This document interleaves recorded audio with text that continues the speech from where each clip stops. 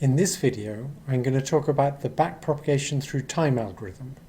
That's the standard way to train a recurrent neural network.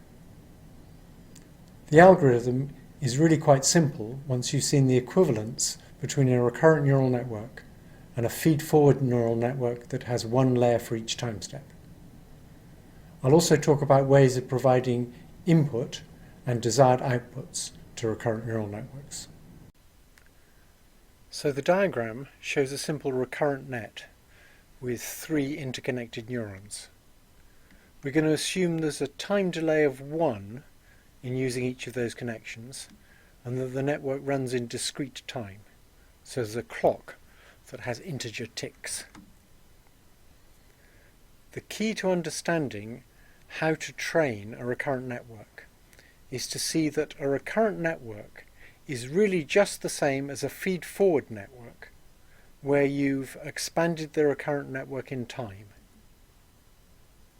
So the recurrent network starts off in some initial state, shown at the bottom there, time 0, and then it uses the weights on its connections to get a new state, shown at time 1.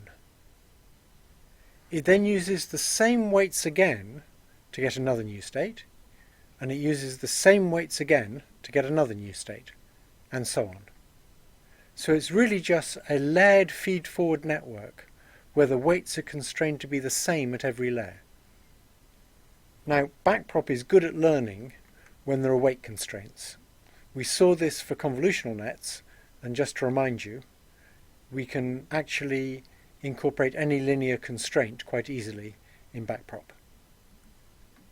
So we compute the gradients as usual, as if the weights were not constrained, and then we modify the gradients so that we maintain the constraints.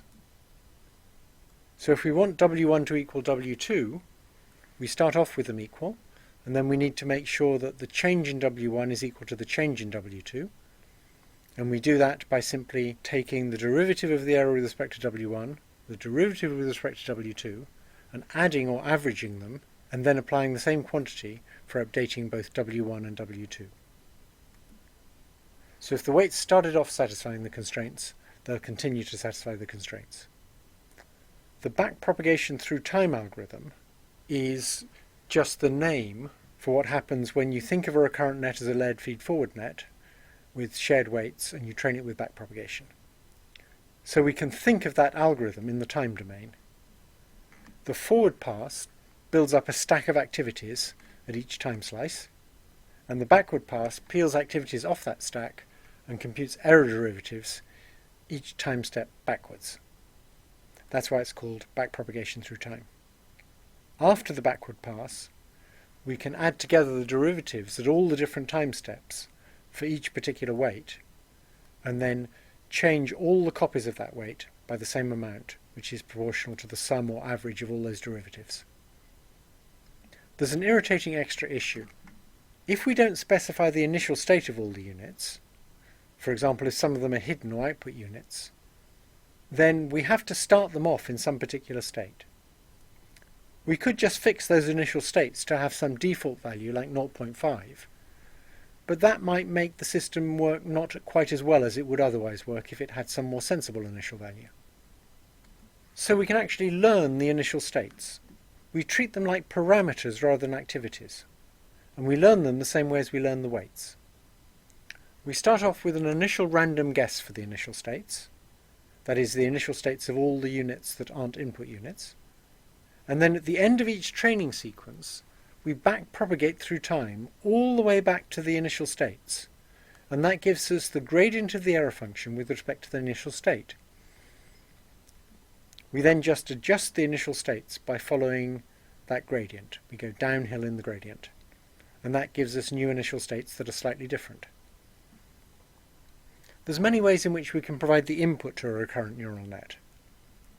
We could, for example, specify the initial state of all the units. That's the most natural thing to do when we think of a recurrent net like a feed-forward net with constrained weights. We could specify the initial state of just a subset of the units, or we could specify the states at every time step of a subset of the units. And that's probably the most natural way to input sequential data, Similarly, there's many ways we can specify the targets for a recurrent network.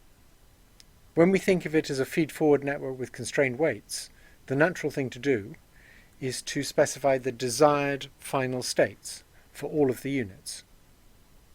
If we're trying to train it to settle to some attractor, we might want to specify the desired states not just for the final time step, but for several time steps. That will cause it to actually settle down there rather than passing through some state and going off somewhere else. So by specifying several states at the end, we can force it to learn attractors. And it's quite easy as we backpropagate to add in derivatives that we get from each time step. So the backpropagation starts at the top with the derivatives for the final time step, and then as we go back through the layer before the top, we add in the derivatives for that layer, and so on. So it's really very little extra effort to have derivatives at many different layers. Or we could specify the desired activity of a subset of units which we might think of as output units. And that's a very natural way to train a recurrent neural network that is meant to be providing a continuous output.